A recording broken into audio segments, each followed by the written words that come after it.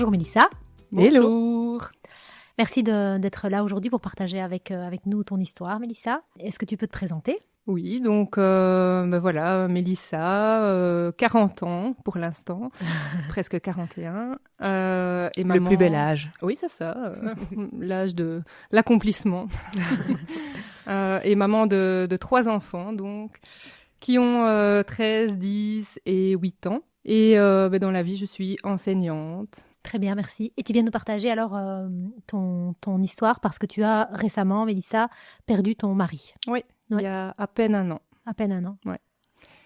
Donc, voilà, un drame, un parcours, enfin une histoire difficile à laquelle on ne s'attend pas. Et puis voilà, on est forcé de faire avec, et d'avancer. Et qu'est-ce qui t'amène aujourd'hui à partager ton histoire dans le podcast de Balance ta vie ? Il y a plein de raisons. Mais la première, c'est de lui rendre hommage, de continuer à l'honorer chaque jour. J'essaye de continuer à le faire vivre par différents biais. Et je pense que c'en est un beau. Et puis voilà, il y a d'autres raisons. Hein. Le fait de partager son vécu, je pense que ça fait toujours du bien pour soi et pour les autres. Je crois que si certaines choses peuvent faire écho à d'autres personnes qui sont dans la même situation, voilà, c'est que du bonus. Ouais. Donc tu le partages à la fois pour lui, pour toi et pour les auditeurs qui seraient dans la même situation ou qui seraient confrontés à des personnes qui vivent la même situation que toi. Ouais, c'est ça. Et puis pour mes enfants, évidemment, puisque j'ai envie qu'ils entendent parler de leur papa tout le temps, sous toutes les formes. Ouais. Voilà. Donc, qu'il n'y ait pas de tabou autour de lui. Ouais, tout à fait. Est-ce que tu peux nous présenter qui était ton mari et qui est votre couple en fait ? Comment vous êtes rencontrés ?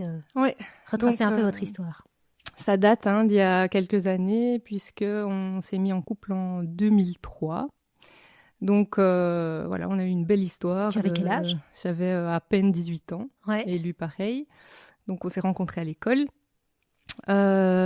Lui était déjà amoureux de moi depuis quelques années. Et voilà, donc arrivé en dernière année, en réto, nous nous sommes mis en couple et j'ai découvert vraiment quelqu'un de gentil, de vrai, de sincère, de merveilleux, vraiment. Je m'attendais pas à ça, en fait, en le rencontrant. Et puis j'ai été bousculée par cette belle personne. Et très vite, les gens qui nous côtoyaient, notre entourage, ont vu notre union un peu comme une évidence. Et ça m'a confortée dans mon choix, en fait. Donc voilà, on était des petits amoureux. On a fait nos études ensemble. Et puis les choses se sont déroulées de manière assez logique et traditionnelle, je dirais. Voilà, donc après les études, on a acheté une maison, on s'est mariés, puis on a eu nos 3 merveilleux garçons. Et voilà, on avait tout pour être heureux.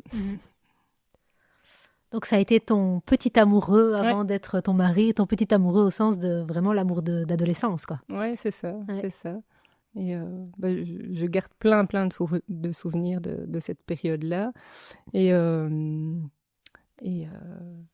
voilà, enfin, j'y pense chaque jour, aujourd'hui, parce que c'est vrai que quand on perd quelqu'un, je ne sais pas très bien comment mettre les mots là-dessus, mais c'est vrai que je me rends compte que, au final, voilà, quand il était présent et qu'on vivait ce bonheur, on ne s'en rendait pas spécialement compte, hein, c'était pas toujours très, très conscientisé. Et puis, voilà, quand on perd ça...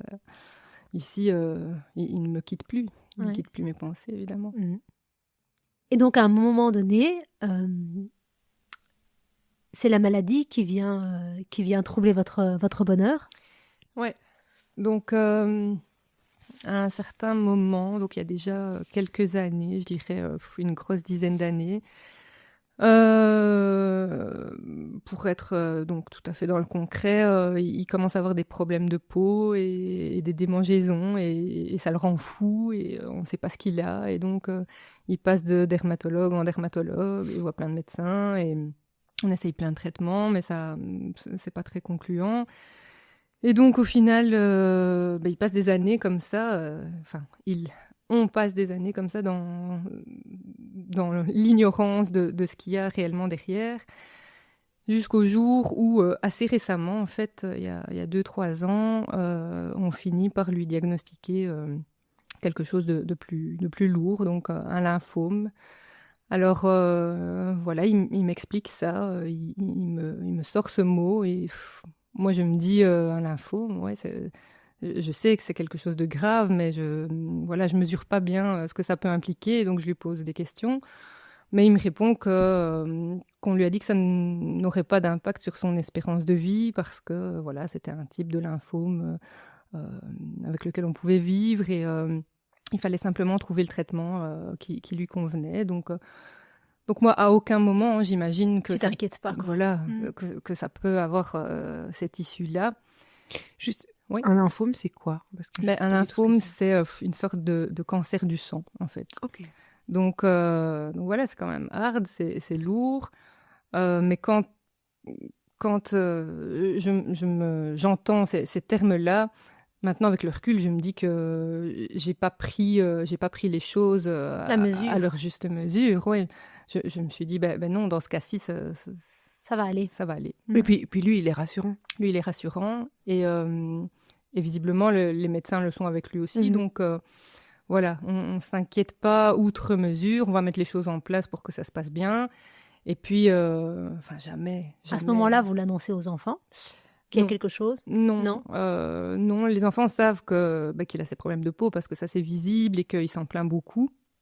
Donc c'est un peu handicapant, je dirais, dans notre quotidien parce que voilà, imaginez un peu le tableau, on est tous devant la télé, on fait une soirée télé, et puis lui il se gratte et ça le démange tellement que voilà, qu'il se blesse, il en arrive vraiment à avoir des traces visibles sur le corps. Enfin, donc oui, tout le monde est bien au courant qu'il y a ce souci qui nous embête un peu au quotidien, mais non, on ne nomme pas ça avec les enfants. Alors, au fil du temps, ils vont bien se rendre compte qu'il y aura de plus en plus de rendez-vous médicaux, etc. Et donc, voilà, on va leur expliquer que leur papa a une maladie et qu'il est nécessaire qu'il voit différents spécialistes et qu'il aille dans un hôpital qui n'est pas spécialement proche de notre domicile, etc. Donc ça, on va leur dire. Mais voilà, dans un premier temps, en tout cas, on ne leur parlera pas des conséquences dramatiques que ça peut avoir, puisque nous-mêmes, à la On n'en limite, est pas conscient. on n'en est pas conscient. Voilà. Et donc tous ces rendez-vous médicaux, à ce moment-là, c'est dans l'objectif de trouver le traitement adéquat, Oui, c'est de ça. le comprendre. Oui, parce que donc il est vu par des hématologues, par des dermatologues toujours. Il doit quand même surveiller, passer des scanners pour voir si ça ne pose pas de problème, si la maladie ne s'étend pas, etc. Et donc, encore une fois, dans un premier temps, ça se passe relativement bien. Le problème qui se pose, c'est qu'on n'arrive pas à trouver un traitement qui enlève justement ces désagréments au quotidien, quoi. Et donc, on cherche. Et puis au final, voilà, on sait qu'il y a une possibilité ultime qui est une greffe de moelle osseuse. Mais bon, voilà. Ça, c'est vraiment si les autres types de traitements ne fonctionnent pas. Et donc, on essaye toutes sortes de choses, des comprimés, des injections même.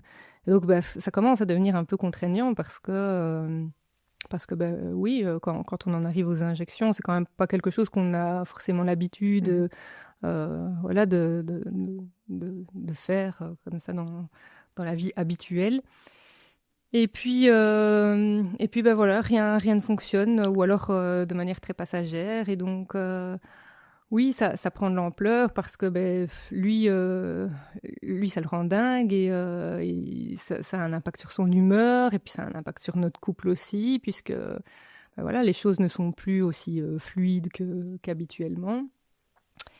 Et voilà, donc au final, on se renseigne quand même sur cette fameuse greffe, comment ça peut se passer. Donc, on nous explique que pour une greffe de moelle osseuse, on est obligé d'être hospitalisé en chambre stérile pendant 4 semaines non-stop. Et donc, on peut recevoir des visites à travers une vitre et tout ce qui rentre dans cette chambre doit être désinfecté, etc. Donc voilà, on connaissait pas du tout, mais on va voir un petit peu comment sont les chambres, par exemple. On se renseigne auprès du service, etc. Et dans un premier temps, ça nous bloque, ça nous freine parce que voilà, ce sont de toutes petites chambres et le contexte est assez lourd. Médicalisé. Ouais, c'est ça, médicalisé et voilà, pas spécialement. Peut-être que c'est dû à l'établissement aussi, mais pas spécialement moderne ni spacieux, ni oui, Il n'y voilà. a rien qui donne Non. un sentiment rassurant. Oui, c'est ça. Donc, pour l'instant, enfin, à ce moment-là, c'est non. Et donc on repart. Et on sait qu'il reste encore quelques cartes à jouer. Donc on essaye d'autres traitements.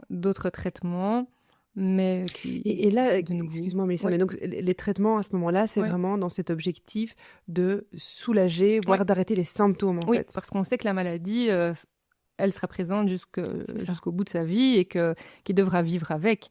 Mais d'après ce qu'on nous avait dit, c'était une maladie avec laquelle il pouvait vivre Mhm. à ce moment-là, en fait.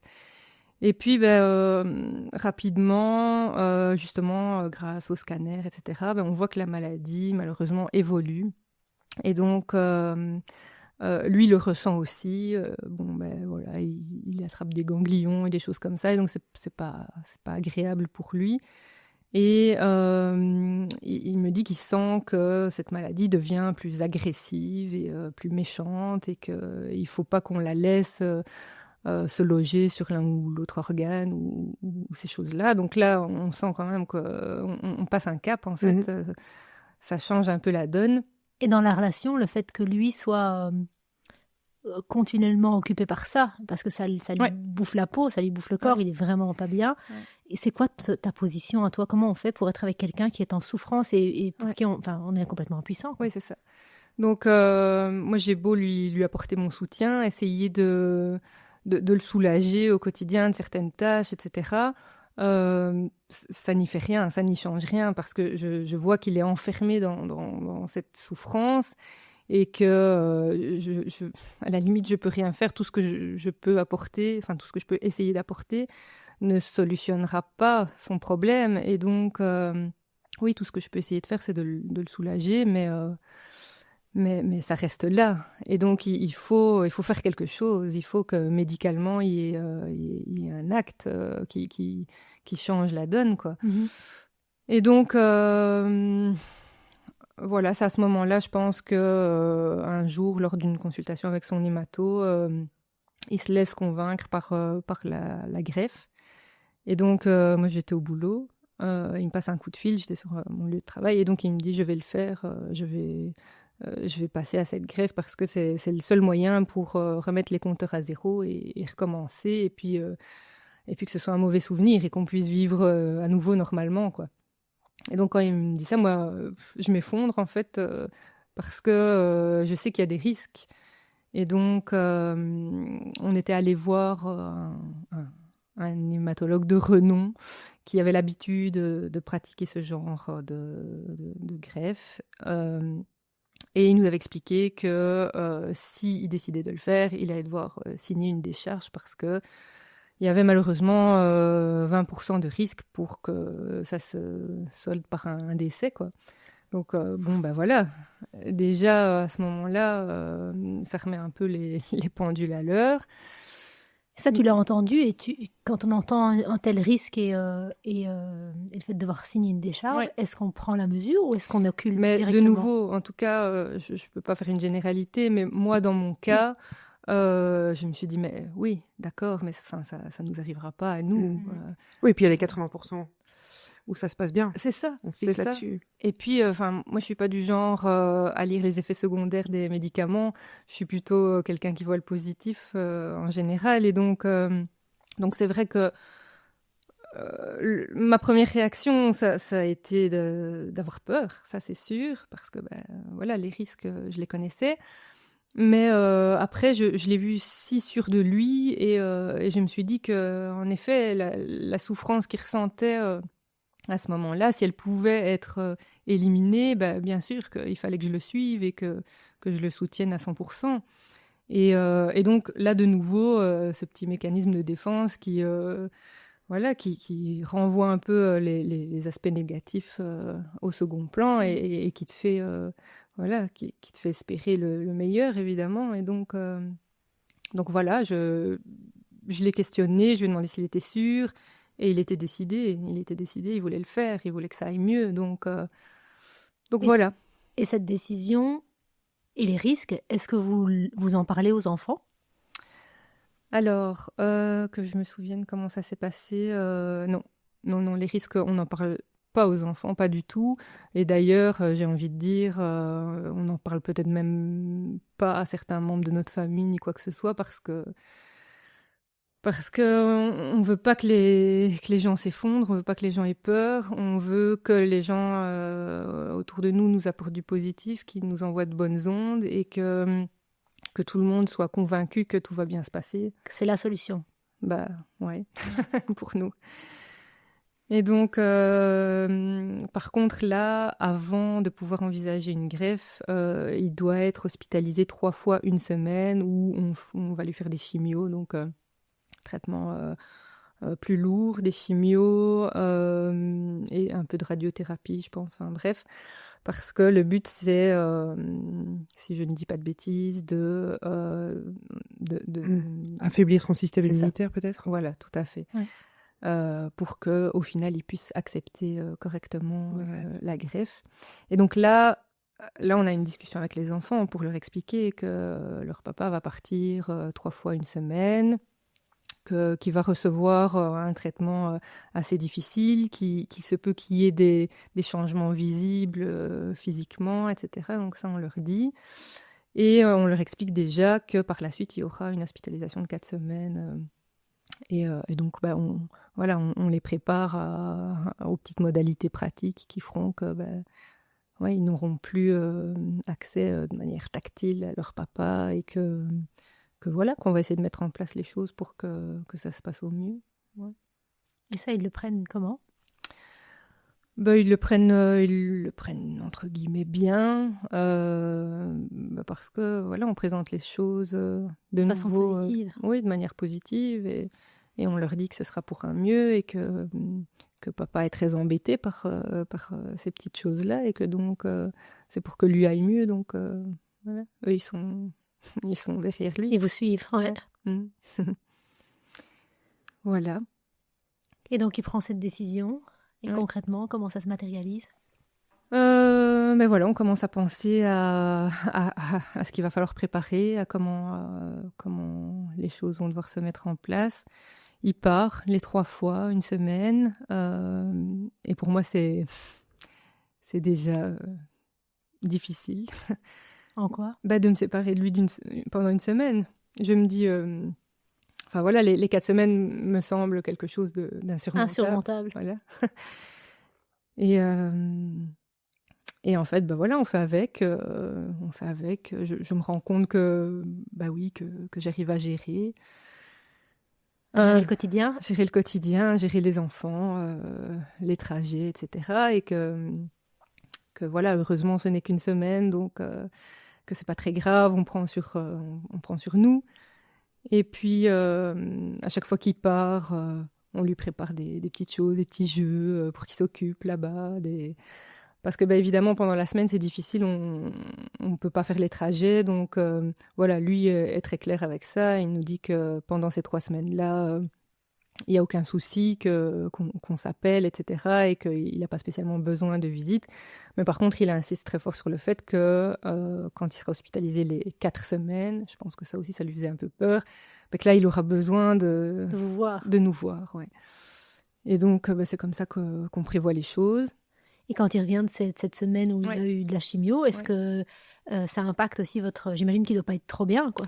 Non, il n'est pas bien, il est fatigué, mais ça va, il a pas tant d'effets secondaires que ça, parce que on entend souvent qu'après une chimio, on peut avoir des vomissements ou des choses comme ça. Ça, il n'a pas du tout, et donc lui, il est content, parce qu'il a l'impression que les choses se passent bien, ce qui était probablement le cas. Et... voilà, donc quand il revient, c'est la fête à chaque fois. On sort les banderoles, les ballons, et voilà, donc tout le monde est content.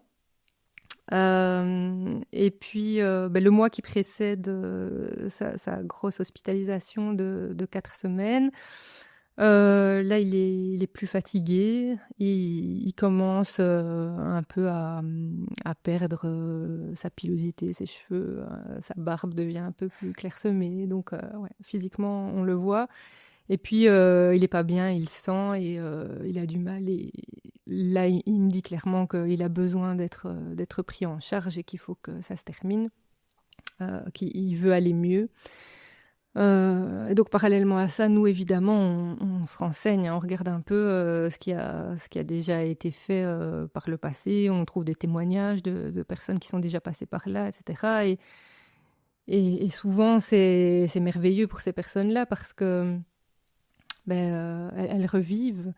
Les ennuis quotidiens sont totalement effacés. Alors parfois, ça ne fonctionne pas tout de suite. Il faut une deuxième greffe dans certains cas, mais voilà, au final, les choses sont toujours, enfin, en tout cas dans ce qu'on lit, tellement positives. Donc ça nous donne du courage, ça nous donne de la motivation. Et puis, voilà, moi je décide de m'arrêter un peu au boulot pour pouvoir l'aider à préparer son entrée à l'hôpital de manière sereine. Donc il y a tout un protocole évidemment, laver les linges à 60 degrés, les mettre dans des petits sachets, etc. Et donc voilà, je fais ça avec lui. Et puis arrive le grand jour où enfin, le grand jour qui ne devait pas l'être normalement parce que je pense, si je ne dis pas de bêtises, ouais, euh, la veille de son entrée en hospitalisation, il devait se rendre à l'hôpital et recevoir une radiothérapie à 8 heures du matin et une à 16 heures. Et idem le lendemain, et puis après enchaîner avec l'hospitalisation. Et en fait, la veille, donc il part, et donc il arrive à son rendez-vous de 8 heures du matin. Moi, je m'occupe des enfants, et puis après, je vais le rejoindre pour ne pas qu'il reste la journée seul. Et là, en fait, après cette séance de radiothérapie, ça ne va pas. Il se sent mal, il se met à faire de la température, il tremble. Et au lieu d'aller passer la journée à l'extérieur comme on l'avait prévu, je lui dis que je vais le conduire aux urgences directement parce que il y a quelque chose qui ne va pas. Et donc, c'est ce qu'on fait, hein. On arrive aux urgences, il est pris en charge. Et là, on lui dit que c'est certainement un effet secondaire de la radio. Et donc, voilà, pas d'inquiétude, mais on le garde ce jour-là. Donc évidemment, il n'avait pas pris ses affaires ni quoi que ce soit. Donc voilà, on s'arrange pour récupérer sa voiture. Moi, je retourne à la maison et puis je reviens avec sa valise. Et voilà, dès le lendemain, il est hospitalisé en chambre stérile. Sauf que les effets de la radio qu'il reçoit donc, ce jour-là et le lendemain perdurent en fait. Et donc, il reste très longtemps, de longs jours, en ayant de la température jusqu'à 40 degrés. Et il n'est pas bien, voilà, c'est difficile pour lui. Voilà, donc les débuts sont compliqués. Ouais. Et puis voilà, on se dit que avec les traitements qu'il va recevoir par la suite, ça va s'améliorer. Et puis on attend la greffe, quoi. Et on doit attendre que son état se stabilise pour la greffe? Oui, dans l'idéal, c'était ce qui était prévu. Donc, on attend un petit peu, mais finalement, voilà, il reste un petit peu de température ce jour-là, donc il décide quand même de faire cette greffe. Et donc, moi, je suis là. En fait, c'est tout simple, hein, c'est juste, entre guillemets, une transfusion comme une poche sanguine. Et donc, je reste de l'autre côté de la vitre. Pendant qu'ils font la greffe. Pendant qu'ils font la greffe. Et puis lui, lui pas en forme du tout, il passe son temps à dormir quasiment, donc voilà, pas énormément d'interaction. C'était en période de Noël, et donc on était venu avec les enfants pour décorer un petit peu sa vitre, pour mettre un peu de gaieté voilà, dans le seul environnement qui était visible pour lui. Et donc, voilà, j'ai ces souvenirs des petites décos de Noël et puis lui qui s'endort. Et puis finalement, moi, je retourne à la maison et j'attends des nouvelles. Et, et voilà, visiblement, d'après ce qu'on nous dit, la greffe se passe bien. Dans les jours qui ont suivi la greffe, il y avait des indicateurs qui montraient que ça allait. Ouais, Ça la allait. greffe prenait, comme il disait, tout se passait bien. Et puis, en fait, ce qui a posé problème, c'est que, il y avait toujours, ces effets secondaires de la radio qui étaient là et puis d'un coup, sa gorge s'est mise à gonfler, en fait. Et donc le jour du réveillon de Noël, on m'a téléphoné pour me dire qu'on allait le descendre en soins intensifs parce que, il fallait l'intuber, parce que les voies aériennes risquaient d'être, d'être obstruées et donc voilà, c'est ce qui a été fait. Mais là, inquiétude, on le sort de sa chambre stérile. Est-ce que... Alors que c'était interdit. Ben oui, c'était interdit. Et donc ça fait peur, évidemment. Et donc je demande si ça va pas avoir d'impact négatif. Et là, on me répond, voilà, c'est la balance de... Bénéfice-risque. C'est ça. Et donc, voilà, il se retrouve aux soins intensifs. On n'arrive pas à l'intuber. Là, on est combien de temps après la greffe? On est 8 jours à peine. Une semaine d'hospitalisation. Ouais, une semaine. Une semaine. Pas une semaine d'hospitalisation puisqu'il était rentré avant la greffe. Ouais. Mais oui, je pense que c'était 6 à 8 jours après la greffe. Et donc, étant donné que voilà, la gorge était déjà pas mal gonflée, ils ne sont pas parvenus à intuber, donc ils ont dû procéder à une trachéotomie. Donc c'est faire un trou ici au niveau de la gorge. Une petite incision dans le bas de la gorge. Ouais. Et donc, voilà, pour qu'il puisse respirer. Donc déjà, à ce moment-là, une première fois, on lui dit que cette intervention lui a sauvé la vie. Et donc ça, c'est dur à entendre parce que je me dis, waouh, il n'est pas passé loin en fait. Mais voilà, je me dis qu'il va bien. À partir de ce moment-là, il est privé de la parole. Il ne sait plus parler avec ce dispositif-là. Mais il se fait comprendre et donc il écrit sur une ardoise, etc. Et il me dit qu'il ne veut pas rester aux soins intensifs, que la relation avec les infirmiers n'est pas la même que dans le service d'hématologie où évidemment là, ils sont maximum 4 patients et où l'équipe a vraiment le temps de prendre bien soin de ses patients. Et donc rapidement, il arrive à retourner en chambre stérile. On le remet dans cette chambre stérile. Et là, donc, je peux m'introduire dans la chambre pour autant que je respecte aussi toute une série de conditions, c'est-à-dire que je dois me changer intégralement de la tête aux pieds, je dois porter un masque, des gants et m'attacher les cheveux, pas de bijoux, etc. Et donc là, je peux être auprès de lui, mais il n'y a qu'une seule personne qui peut avoir accès à la chambre. Et donc voilà, finalement, les jours passent et ça reste difficile. Sa gorge ne dégonfle pas. Donc voilà, on attend, on essaye de voir comment ça peut évoluer. On nous dit toujours que, au point de vue de la greffe, c'est encourageant parce que la maladie semble disparaître en fait. Et donc ça, c'est vraiment une bonne nouvelle. Et puis en fait, voilà, au fil des jours, il va y avoir plein de petites choses qui vont faire que il va devoir retourner aux soins intensifs parce qu'au niveau respiration, c'est difficile. Il se passe des choses compliquées au niveau pulmonaire et puis on en arrive même à un arrêt cardiaque en fait. Et donc on doit le ranimer. Et donc quand on me dit ça, mais moi j'ai l'impression d'halluciner tombe parce dessus, que moi. oui, c'est pas pour ça qu'il est rentré en fait. Et donc maintenant il y a d'autres problèmes qui s'ajoutent, il y a des complications et donc je suis un peu dans une sorte de monde parallèle où je suis pas sûre de ce qui m'arrive. Mais voilà, je fais les trajets tous les jours pour aller le voir. Je prolonge mon arrêt au travail. Et puis les choses vont faire que ça va un peu dégringoler. Et à un moment donné, même si on a un espoir, et s'il retourne dans une chambre traditionnelle et que là, il fait d'énormes progrès, tout d'un coup, voilà, ça va vraiment redescendre d'un coup, et jusqu'à une issue qu'on connaît et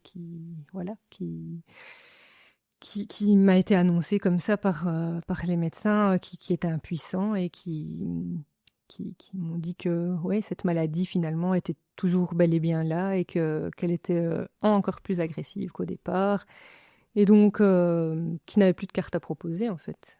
Donc voilà, il est resté sous sédation pendant une dizaine de jours à la fin de sa vie, et donc il est parti comme ça, tout doucement. Pendant son hospitalisation, les enfants étaient le voir? Ouais, ils sont allés le voir une fois ou deux derrière la vitre. Et puis après, comme ça avait un peu mal tourné et qu'il était aux soins intensifs, etc., dans un premier temps, je m'étais dit que c'était pas l'idéal et que je préférais attendre qu'il le voit au revienne, meilleur qu'il état. remonte. Ouais. Mais en fait, il est resté si longtemps aux soins intensifs que je pouvais pas infliger ça à mes enfants.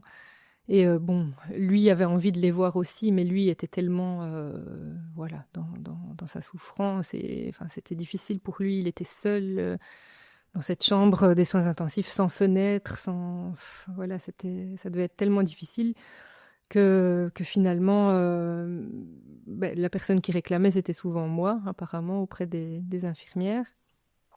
Et donc, à un moment, moi, j'ai mon petit qui avait donc 7 ans à ce moment-là, qui me réclamait souvent son papa et qui me disait qu'il voulait le voir. Et donc, je lui expliquais que c'était difficile pour l'instant de pouvoir voir papa parce que il n'était pas en forme et qu'il y avait plein de machines autour de lui et que même physiquement, il avait beaucoup changé parce qu'il avait perdu du poids, etc. Et qu'il voilà, il n'avait plus sa barbe, etc.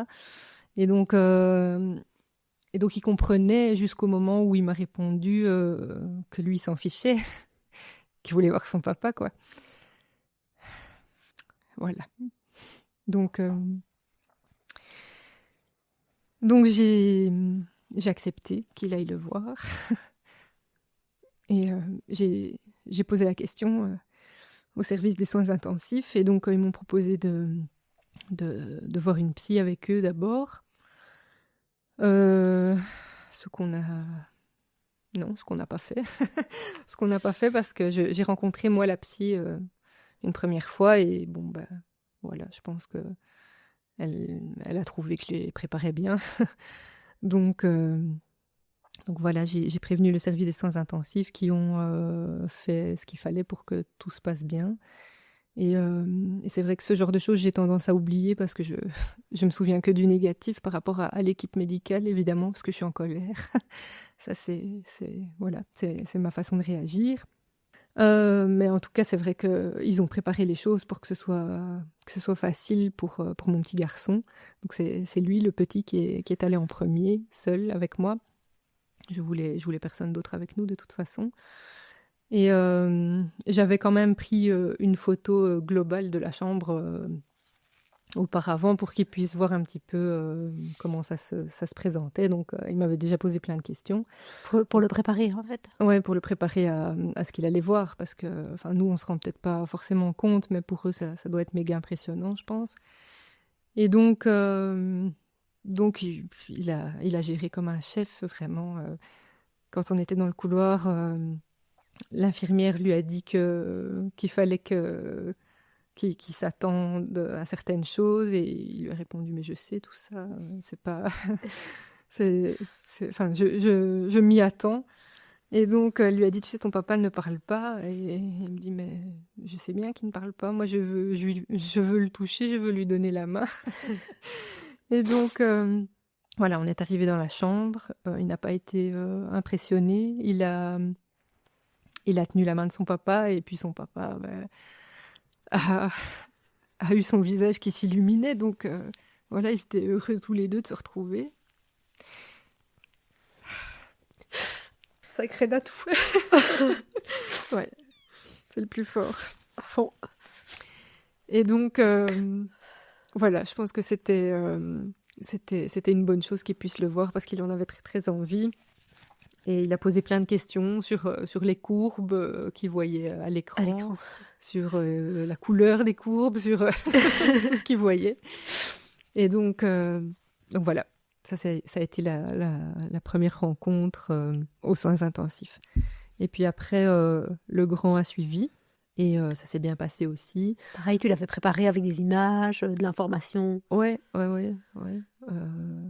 J'avais fait tout ce que je pouvais, tout ce qui me semblait adéquat pour chacun. Je te pose cette question-là parce que je me dis que si quelqu'un nous écoute et qui est dans la même situation, c'est intéressant de savoir ce qu'on peut mettre en place pour préparer les enfants à aller voir un parent malade. Je pense que c'est important. Mais de toute façon, l'équipe médicale est de bons conseils aussi, donc il ne faut pas hésiter à se tourner vers eux. Voilà, moi j'ai vu la psychologue, mais les infis aussi ont entre guillemets l'habitude, parce que c'est pas ce qu'il y a de plus courant non plus, d'accueillir un enfant en soins intensifs pour voir son papa qui est dans cet état-là. Mais voilà, elles ont été vraiment très à l'écoute, et alors elles ont préparé mon mari pour ne pas qu'il... Voilà, elles avaient un peu caché tout ce qui était sonde urinaire ou des choses comme ça, voilà, pour qu'il ait vraiment sa dignité, je dirais, devant ses enfants. Et puis voilà, donc par contre, le deuxième, lui, il a mis plus de temps, il n'avait pas spécialement envie, donc j'ai respecté son souhait, il voulait pas aller, c'était lui qui choisissait, jusqu'au moment où il a eu le besoin aussi, et il y est allé, pareil, voilà. Et donc, ils l'ont vu 2 fois, je pense, aux soins intensifs, et puis après, ils l'ont vu plusieurs fois quand il est remonté en chambre traditionnelle. Mais donc, son hospitalisation aura duré plus de 4 semaines, finalement. Ouais. Elle a duré 3 mois. 3 pile, ouais. Il est rentré le 12 décembre. Et voilà, il est parti le 12 mars. Donc, ça fait 3 mois tout juste. Et les enfants, du coup, le fait qu'ils aient pu aller le voir, ça s'est bien passé, tu dis. En tout cas, sur le moment, grâce à cette préparation, notamment, ça fait du bien à tout le monde. Et après, t'as eu des questions auxquelles t'as dû peut-être répondre. Est-ce que... Oui, il y a eu des questions, mais au-delà de ça, je n'ai pas senti d'inquiétude ou de peur. J'ai senti un soulagement et tout simplement le bonheur de pouvoir retrouver leur papa. Donc en fait, ça a roulé après. Ça a été positif, vraiment. Et donc finalement, les autres fois où ils ont été voir leur papa dans une chambre normale, entre guillemets, c'était finalement presque devenu anodin, puisque c'était moins impressionnant en fait qu'aux soins intensifs. Et donc, j'ai des souvenirs de ces moments-là qui étaient vraiment chouettes, et notamment une fois où je suis allée avec uniquement mon grand garçon. C'était en plein dans la période où il allait mieux et où il réapprenait tout doucement à marcher, puisqu'évidemment, il avait été fort affaibli, il était resté alité longtemps, et donc il devait réapprendre à marcher avec un kiné, avec un système, une sorte de tribune comme ça. Et en fait, le jour où son grand garçon est venu le voir, il a fait des prouesses, il était super fier de montrer qu'il marchait vite, et mon fils était... fier de son papa. Fier, et il riait, et ça l'a marqué aussi, parce qu'il en parle encore beaucoup maintenant, quoi. Et donc, tu dis qu'il va jusqu'à réapprendre à marcher. Ouais. Donc, il y a vraiment l'espoir que... Ah ouais. À cette période-là... tout s'améliore, en fait. C'était au moment où on nous disait que la maladie avait a priori disparu. Et donc, il réapprend à marcher. On lui retire sa trachéotomie, donc il peut reparler à nouveau. On retrouve sa voix. Ça, c'était un moment important aussi. Et lui, se voyait avancer, donc il était super content. Motivé. Il était motivé. Et puis, il a dû réapprendre aussi à manger, puisque pendant qu'il avait cette trachéotomie, il était exclusivement alimenté par sonde. Et donc là, il réapprenait à manger solide, d'abord des purées, etc. Enfin, voilà. Et jusqu'au jour où on nous a dit, maintenant, voilà, il peut remanger quasiment normalement. Et donc là, sa maman lui a préparé des pâtes à la sauce tomate. Elle lui en a apporté. Moi, je lui ai demandé ce qu'il voulait que je lui fasse et il m'a demandé de lui faire des pizzas maison. Des pizzas, c'est un grand mot parce qu'il a mangé un tout petit bout. Mais voilà, donc je lui ai apporté des pizzas. On allait lui chercher des glaces en bas. Voilà. Donc petit à petit, il y avait vraiment cet espoir et pour nous, c'était presque gagné, quoi. Et comment est-ce que ça bascule de cet espoir où tout le monde est... Et finalement, il croit, lui en premier, à l'issue qu'on connaît, qui n'est plus là aujourd'hui? Mais donc un jour, je vais le voir et il commence un peu à délirer. Il me dit des choses un peu à côté de la plaque et donc je me rends bien compte qu'il y a un petit souci. Mais voilà, il avait déjà eu ça en début d'hospitalisation à cause de certains médicaments. Donc bon, je m'inquiète pas outre mesure, je le signale quand même. Et puis en fait, pendant 2-3 jours, il délire toujours. Et de plus en plus, ça devient de plus en plus inquiétant. Et puis, je rencontre le professeur qui le suit. Et donc, il est aussi un peu inquiet. Il se demande d'où ça peut venir parce qu'il n'a pas l'impression que ça vienne d'un médicament. Et donc, on lui fait quelques analyses où d'abord, on ne trouve rien. Et puis, on se rend compte qu'il a un taux de calcium très élevé, ce qui n'est pas normal. Et ce qui peut être le signe de la présence de cellules cancéreuses à nouveau. Donc voilà, c'est là qu'ils vont commencer à s'inquiéter. Donc il redescend aux soins intensifs pour être mis sous dialyse, pour que les reins puissent éliminer au maximum le calcium. Et donc pendant cette période-là, là il est mis sous sédation, donc là il n'est pas conscient. Et c'est là que ça va dégénérer, donc au niveau rénal, au niveau pulmonaire un petit peu. Et voilà. Entre-temps, enfin, je vous passe les détails, hein, mais c'est vrai que entre-temps, il y a eu plein d'autres complications qui s'étaient a priori améliorées. Il a eu une sorte de mycoplasme comme ça au cerveau, donc voilà. Qu'est-ce que c'est un mycoplasme? Un truc tout à fait inattendu. C'est un peu comme les femmes enceintes à qui on dit de faire attention à la toxoplasmose. Et donc voilà, c'est une sorte de parasite. Alors évidemment, il est plus vulnérable. Mais oui.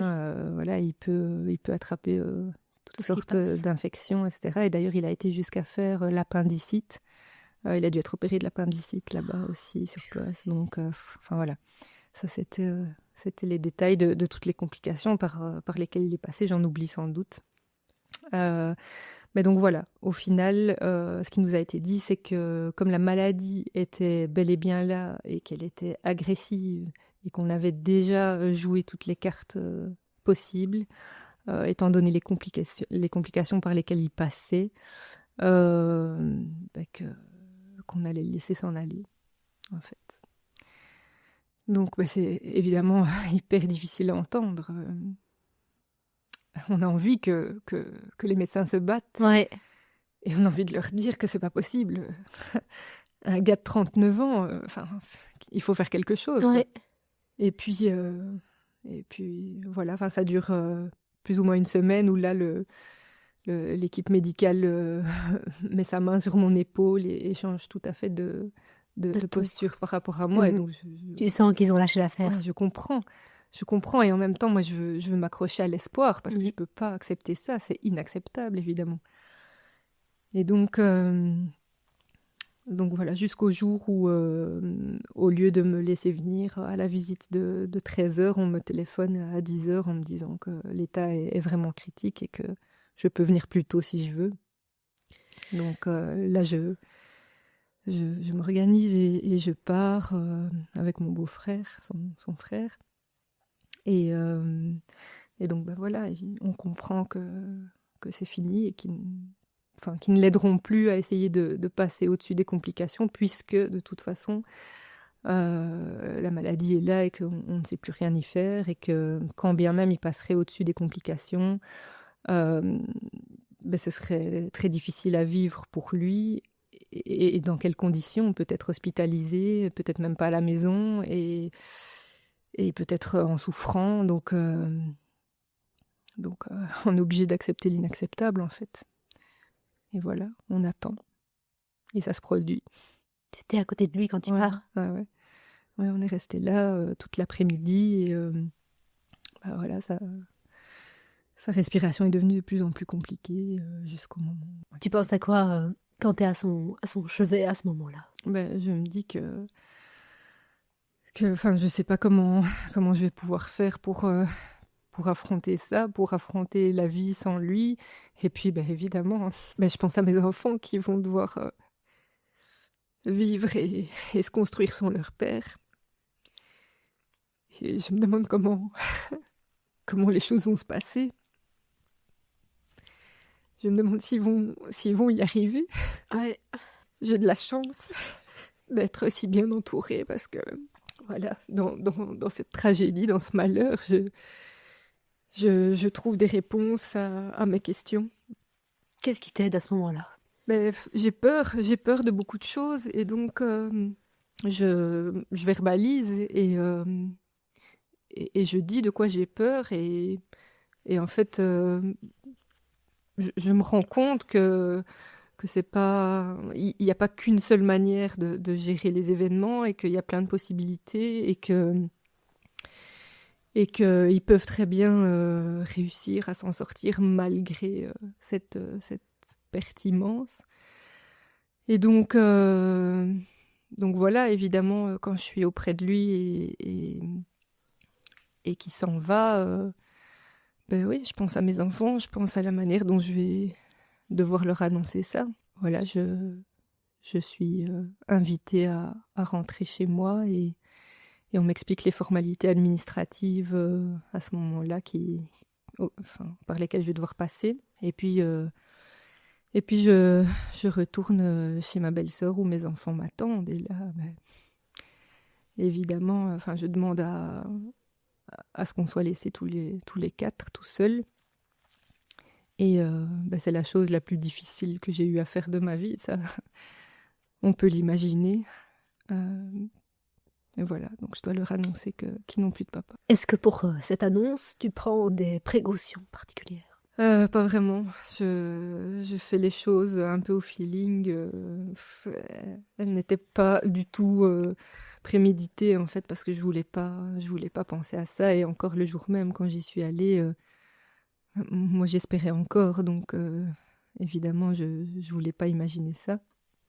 Et donc je me retrouve avec eux, et en fait, si j'ai quand même pris des précautions. Maintenant que tu le dis, c'est vrai, ça me revient. Quelques jours avant, j'étais allée chez mon médecin généraliste, et j'en avais parlé avec elle, et elle m'avait demandé si j'avais préparé mes enfants. Et je lui avais dit, non, certainement pas. Comment voulez-vous que je prépare mes enfants à cette éventualité? Elle me dit, vous savez qu'il est dans un état critique, donc préparez-les. Si votre mari s'en sort, tant mieux, ça aurait été pour rien. Et si malheureusement les choses se passent mal, alors ce sera moins brutal pour eux. Et donc la seule petite chose que j'ai bien voulu faire, c'est environ 5 jours avant, je leur ai expliqué, je leur ai demandé s'ils se rendaient compte de la gravité de l'état dans lequel était leur papa. Et donc là, ils m'ont regardé sans rien dire. Et je crois qu'ils ont vu dans mes yeux que c'était très grave, et qu'il en était à un point où on ne savait pas très bien s'il allait s'en sortir ou pas. Et donc là, sans parole, en fait, ils ont pleuré silencieusement, mais j'ai vu qu'ils prenaient quand même conscience de la gravité de l'état. Et donc, le jour où j'ai dû leur annoncer, je leur ai dit que... Enfin, je suis revenue sur les propos qu'on avait eus quelques jours en arrière et je leur ai dit que finalement, papa n'avait pas réussi à combattre la maladie et que c'était la maladie qui avait gagné. Et donc, ils ont compris tout de suite. Et vous imaginez bien que ça a été difficile. Ouais. Comment ça se passe pour vous dans les heures, dans les jours qui suivent? Alors, on est très entourés, donc ça, je le redis. Et c'est vrai que dans cette épreuve si difficile, c'est une chance. Donc, voilà, on n'est jamais laissé seul. On a, moi, les premiers jours, les personnes qui me sont les plus chères ont défilé chez moi. Et, pardon. Et j'ai vraiment été soutenue. Les gens ne savaient pas quoi faire pour m'aider, pour me soutenir. Ça allait des petits mots au coup de fil, ça allait de leur présence à des gestes quotidiens comme préparer des repas. Enfin, vraiment, la première semaine, je crois que j'ai pas eu à penser à un seul repas parce que voilà, on est venu m'apporter à manger. Et voilà, on s'est occupé de mes enfants. Vraiment, donc ça, c'est vraiment quelque chose qui m'a beaucoup aidée. Et encore maintenant, en fait, les mois passent, mais je crois que les gens ne savent pas quoi faire pour nous soulager de cette peine qu'on vit au quotidien. Et donc ça, c'est vrai que ça a été important et ça l'est toujours, d'ailleurs. Ce qui est le plus soutenant, c'est les personnes qui sont autour de toi à ce moment-là, quoi. Ouais, vraiment. Et tu dis par n'importe quelle action, finalement, moyen, ce qui est le plus important, c'est que tu te sens entouré. Ouais, c'est ça. C'est ça. Et puis,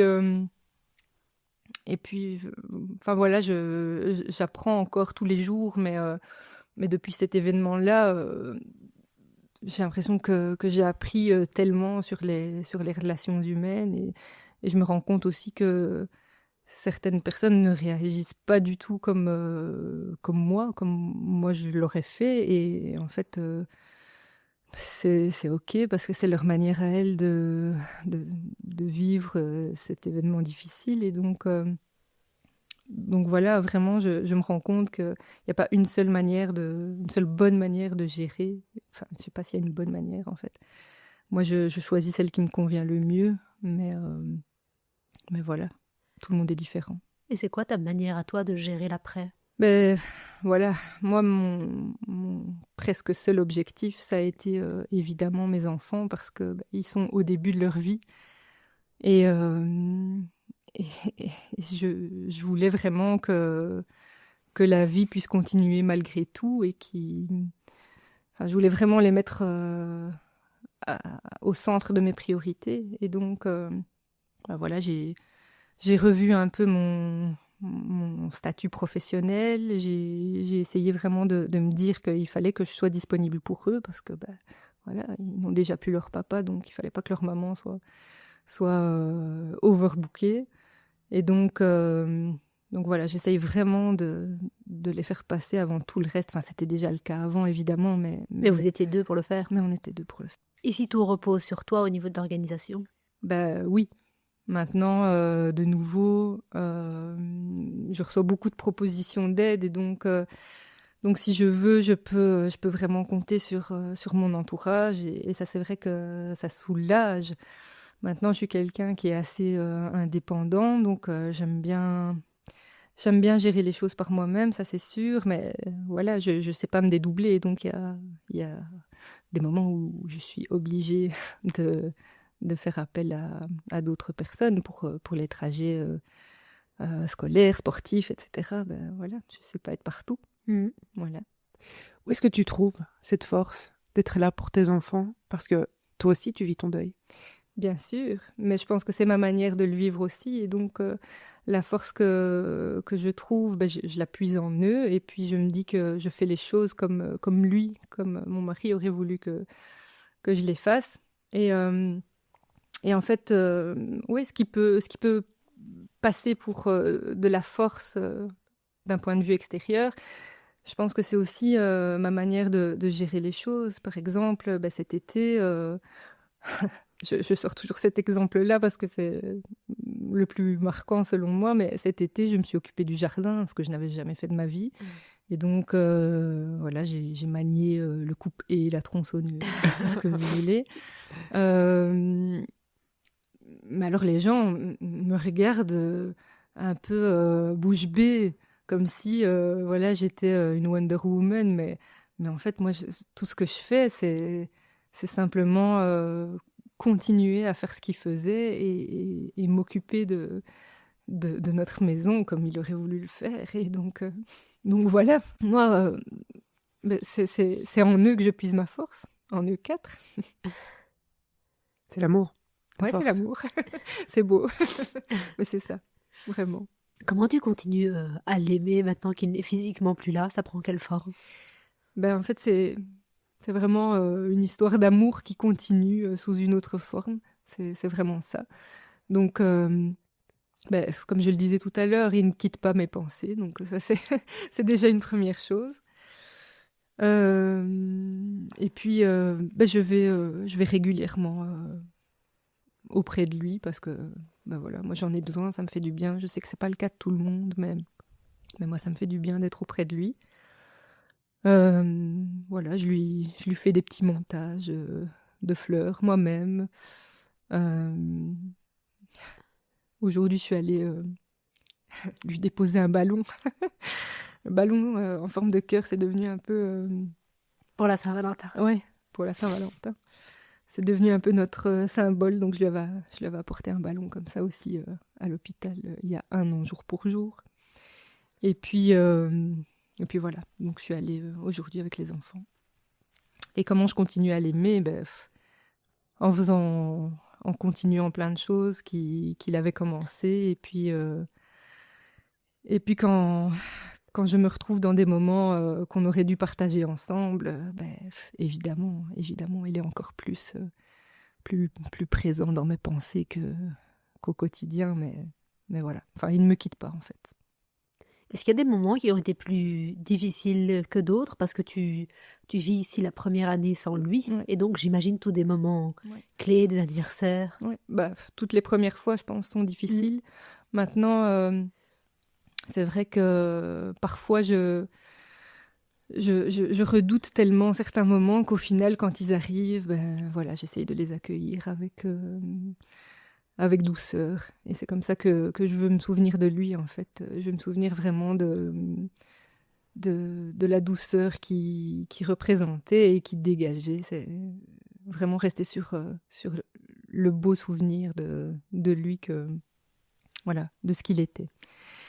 Et donc, pour en revenir à ta question, c'est vrai que, par exemple, à son anniversaire, j'avais peur de rester chez moi, dans mon divan, de me morfondre, et ça correspond pas du tout à mon tempérament. Donc, voilà, j'ai décidé de partir quelques jours avec les enfants et avec des amis pour me changer les idées. Et en fait, voilà, on est parti, on a fait autre chose. Et puis ce jour-là, on lui a quand même rendu hommage. On a joué à un petit jeu de société, voilà, qu'il aimait bien. On a mangé un petit truc qu'il aimait. Enfin voilà, on a fait des petits gestes comme ça en son honneur. Mais voilà, c'est vrai que chaque première fois est difficile. Maintenant, il y a des moments, sans que je sache pourquoi, c'est plus dur que d'autres. Je me retrouve, seule dans mon canapé, sans lui. Et voilà, c'est comme ça. C'est comme ça. Il faut vraiment que j'apprenne à vivre avec parce que je peux rien y faire. Je peux rien y faire, j'ai aucun contrôle là-dessus. Et autant le taille et compagnie, ça je peux maîtriser. Autant voilà, le fait de m'asseoir à côté d'une place vide, ça je peux rien y faire. Il est plus là physiquement. Mais comme je le répète toujours à mes enfants, évidemment, il sera toujours avec nous dans nos cœurs. Et donc voilà, c'est ce qu'il faut se dire. Et donc, dans ton deuil, il y a cet aller-retour entre des moments où ça va et puis des moments où c'est plus difficile. Ouais, après, les moments où ça va, évidemment, oui, ça va parce qu'il faut avancer et il faut trouver le courage, il faut mettre un pied devant l'autre et puis chaque chose en son temps. Je me suis jamais rien imposé, je veux pas brusquer les choses. Euh, mais c'est vrai que ben moi, enfin, je le redis, mais le plus important, c'est l'épanouissement de mes enfants et je vois que ben, j'y arrive en fait et ils ont continué tout de suite à continuer leur sport, à voir leurs copains, etc. Des choses qui étaient importantes pour eux, je pense. Et c'est ce qui a fait, je crois, que la vie a continué le plus normalement possible pour eux. Et donc ça j'en suis ravie.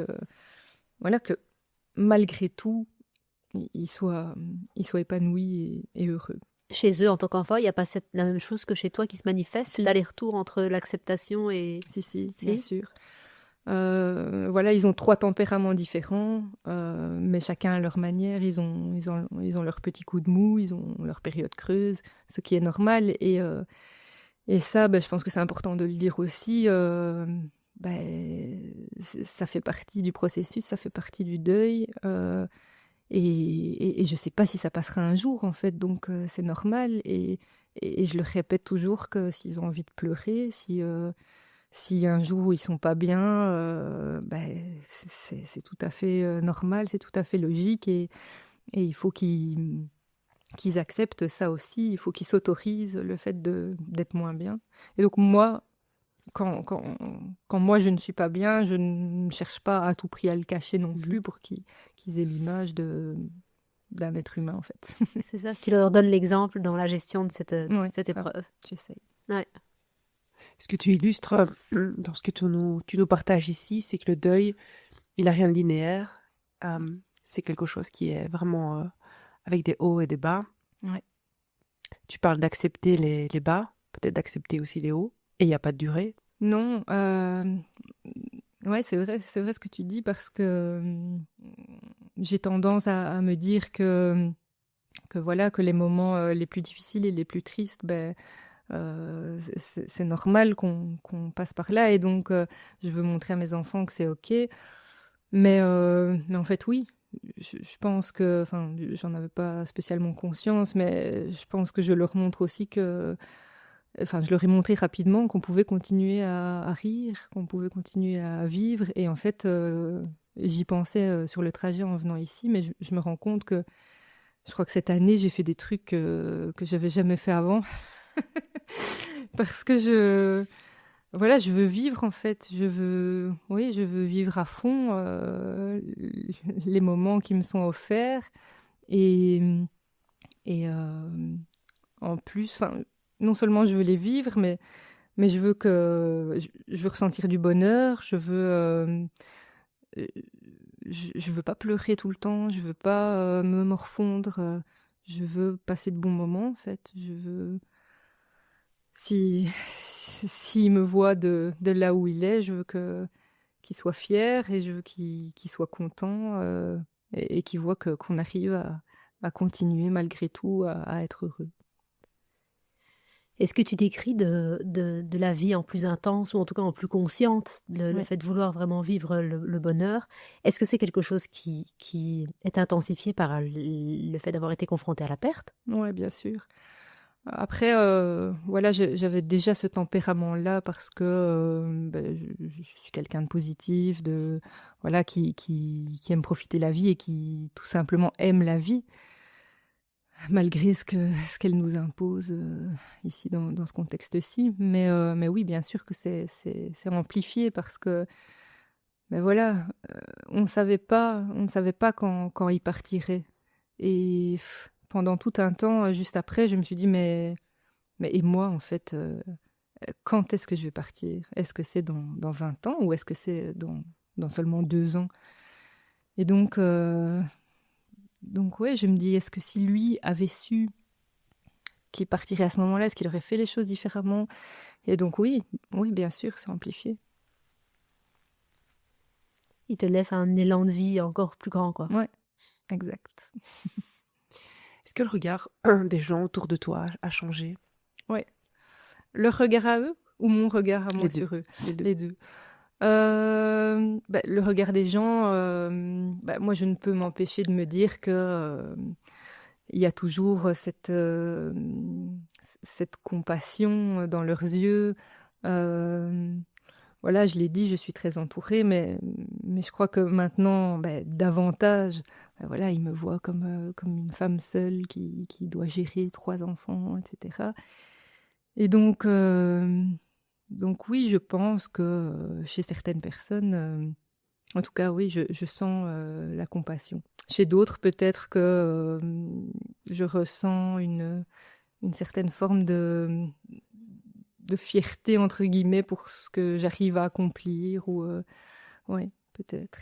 En tout cas, sans doute, c'est un événement qui est tellement marquant que oui, je pense que le regard change un petit peu. Ça peut pas laisser indifférent. Non, je crois pas. Et puis moi, mon regard à moi, oui, a changé aussi sur la vie en général, ça je le disais un petit peu. Mais sur les gens aussi, parce que voilà, j'apprends vraiment, là je me rends vraiment compte que, je le disais tout à l'heure, mais qu'on peut avoir des réactions totalement différentes et que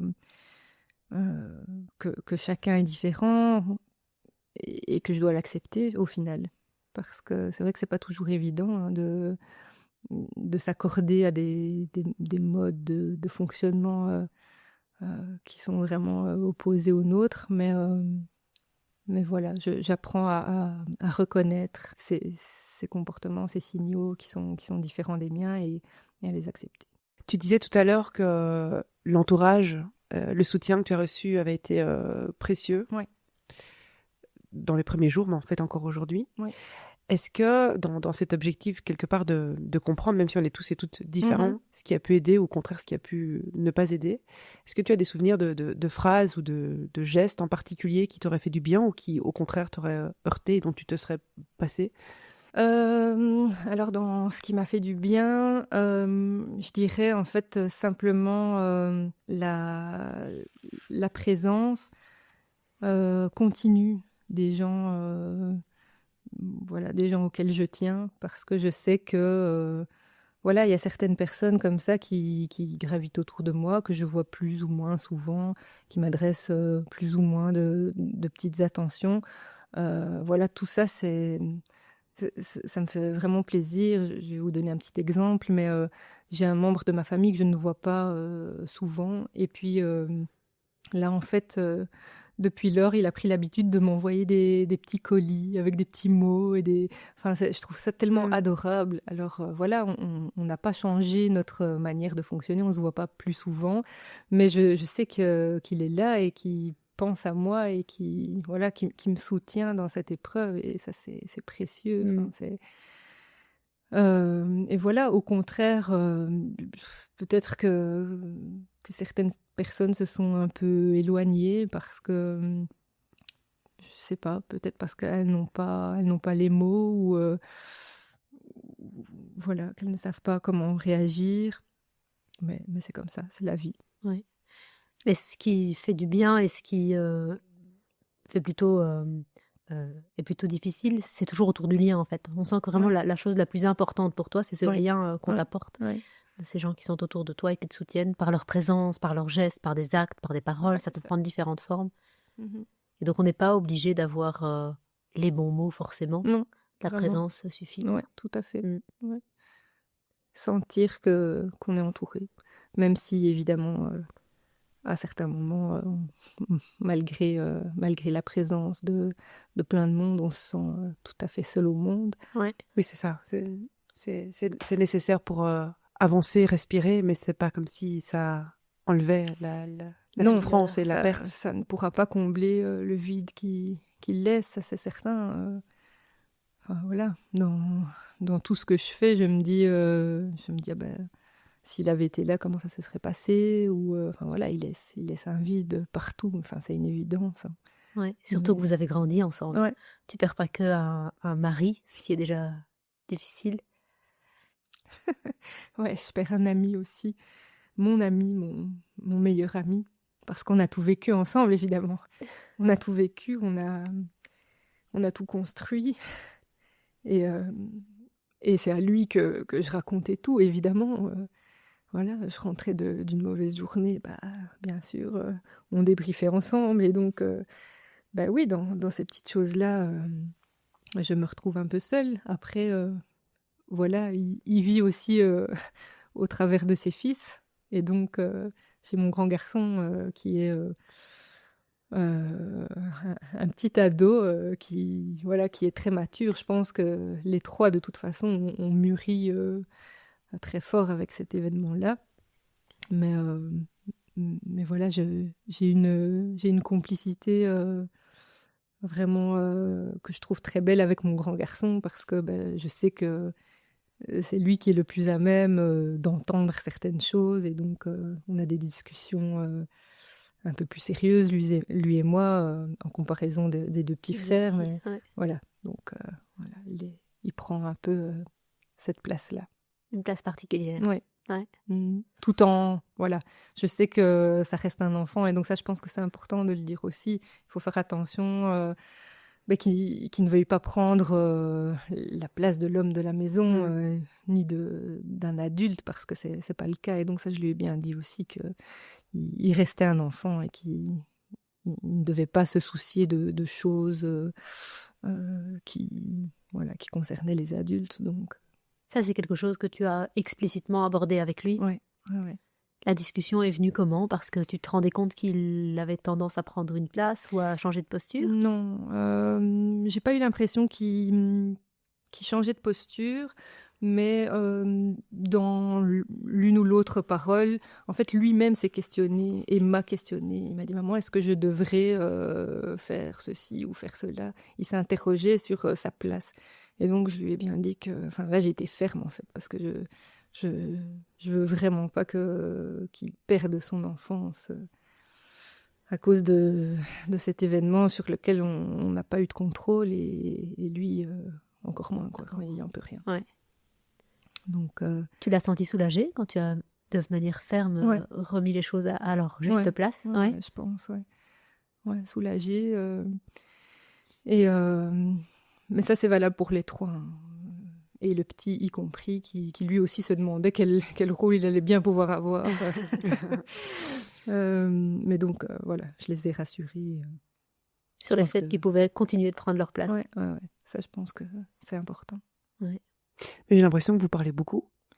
Ouais, j'essaye... Enfin voilà, il y a des petites choses probablement que ne me disent pas forcément.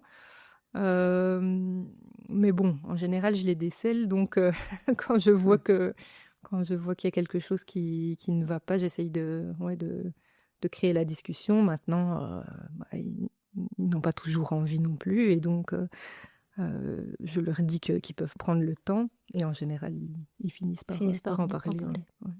Est-ce qu'ils ont différents moyens, ces trois garçons d'âge différents, de caractères différents? Est-ce qu'ils ont des moyens différents de vivre la perte de leur papa? Oui, en tout cas, cette perte s'est exprimée de manière vraiment totalement différente chez les trois. Donc, chez le plus petit, il y a eu beaucoup de verbalisation. Et en fait, lui était fort dans la colère, au départ. Comme toi, alors? Ouais, comme moi, même davantage, je trouve. Parce que lui, par rapport à lui-même, en fait, il trouvait que c'était vraiment très, très injuste d'avoir perdu son papa. Et donc, il me répète régulièrement qu'il n'aura connu que son papa que pendant 7 ans. Et il dit: mais tu te rends compte, maman? Et donc ouais, c'est très intense avec lui, parce qu'il dit tout. Et pendant toute la période où son papa a été malade et hospitalisé, il a tout raconté en classe à ses copains, à son instit. Et donc tout le monde suivait un peu les épisodes comme ça, pas à pas. Et puis, quand c'est arrivé, il a tenu à aller à l'école. Il n'a pas voulu s'absenter parce qu'il fallait qu'il aille expliquer ce qui s'était passé. Et donc, là aussi, l'école a hyper bien réagi, je trouve, parce que... elle a laissé aux enfants vraiment des temps de parole, aussi bien aux miens qu'aux copains qui avaient peut-être besoin d'en parler aussi. Donc il y a eu des temps de parole, il y a eu des moments où ils ont pu faire des dessins, et donc mon fils a reçu plein de dessins, plein de gentils mots de soutien, et je pense que ça a été très très important aussi pour eux à ce moment-là. Et donc voilà, le petit effort dans la verbalisation et encore dans la colère. Le grand, lui, il est beaucoup plus discret et beaucoup plus sensible, en même temps certainement beaucoup plus conscient aussi de ce qui arrive, et donc lui a été fort affecté, fort dans la tristesse au début. Maintenant, voilà, comme je le disais tout à l'heure, il a ses petits moments plus creux, mais je pense qu'il essaye vraiment de se montrer fort. Donc voilà. Et puis, mon fils du milieu, lui, il est plus difficile à cerner. Et donc, voilà, pas de grandes larmes, pas de grands pleurs, plus discret. Et en fait, lui, son moyen d'expression, ça a été d'écrire dans un carnet à partir du jour où il a perdu son papa. Il a vraiment exprimé tout ce qui se passait dans ce carnet. Il racontait les événements jour après jour. Voilà, parce qu'évidemment, c'est un peu violent pour un enfant d'être confronté à tout ça, évidemment. C'est un traumatisme, et écrire fait partie des moyens d'intégrer la réalité et de dépasser ce traumatisme. Oui, certainement. Ouais. Et il a gardé ça. Il continue. Par période, il arrête et puis il reprend. Donc, je pense que voilà, il a trouvé sa méthode. Ouais. Mélissa, si quelqu'un qui vit la même situation que toi, c'est-à-dire qui perd un conjoint et le parent de ses enfants, tombe sur cet épisode et t'entend, qu'est-ce que tu aimerais lui dire ? J'aimerais lui dire qu'il faut garder confiance, qu'on trouve les ressources pour avancer. Enfin, voilà, moi, ça reste relativement frais encore, puisque ça fait pas encore 1 an. Mais je pense que voilà, il faut essayer de vraiment se trouver un objectif, et un objectif ou plusieurs objectifs, mais en tout cas de pouvoir s'accrocher à quelque chose pour avancer, et que c'est possible. Tu l'as vu, le rayon de soleil? Donc il y a un rayon de soleil qui vient d'allumer toute la pièce dans laquelle on est. Et ça arrive souvent quand on parle de Carmelo, que la lumière c'est vrai, s'illumine. Les premiers jours qui étaient si sombres dans nos cœurs ont été vraiment accompagnés d'un soleil, d'une lumière. Voilà. Donc je ne peux m'empêcher de me dire que c'est lui qui nous fait un petit coucou. Voilà, et donc j'en reviens et donc voilà, je voudrais dire à cette personne qu'elle a les ressources, qu'elle va y arriver, et qu'on peut très bien avoir des jours où ça se passe moins bien, mais qu'on peut retrouver le bonheur en fait dans des petites choses du quotidien, et qu'il faut savourer tous ces petits moments qui nous sont offerts. Ouais. Tu disais au début de l'épisode que tu venais aussi pour honorer sa mémoire et pour qu'on se souvienne de lui. Qu'est-ce que tu aimerais que l'on retienne de Carmelo ? Je pense que toute personne qui l'a côtoyé sait que voilà, il dégageait quelque chose de tellement vrai, sincère, gentil. C'est toujours le premier adjectif qui me vient en tête, parce que c'est vraiment comme ça qu'il était perçu de beaucoup de gens, et même quand on ne le connaissait pas spécialement, c'est ce qu'on me disait.